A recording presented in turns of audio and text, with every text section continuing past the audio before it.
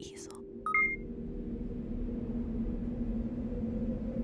All right, I'm excited that you're going to be setting up your first MailChimp workflow. And again, this is something that will be mirrored in many other mailing list service providers. And you can even do some of this stuff with yet another mail merge if you want to do that. But MailChimp is really good, and I think that this is a great area for you to invest in because, more and more, MailChimp is trying to position themselves as your second brain. And there are many companies trying to do this. And basically what they're saying is that they're going to be investing in artificial intelligence and machine learning. And that's going to basically mix with email marketing and other ways of communicating with your people in ways that make it more relevant, basically. So what we're going to be doing is setting up a campaign that basically tells a new subscriber to something how to use it. And this is kind of like an onboarding of a new subscriber. You could maybe think of this for customers if like somebody signs up for something and then you have a series of emails that are triggered to them. So these have been called drip campaigns in the past. Typically though, drip implies that you're selling to people, but I think that this is relevant not only for selling to people, but also for, just onboarding them. What are they getting into?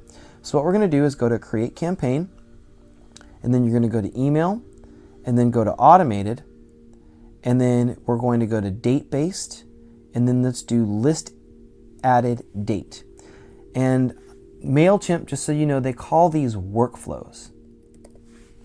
All right, we're going to call this new subscriber onboarding. We're going to go to our list, and we're going to select the right list.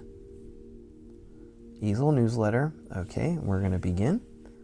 All right, so now you're going to see here that now you're in an automation sort of management area. So you can change how many days after somebody subscribes they receive an email.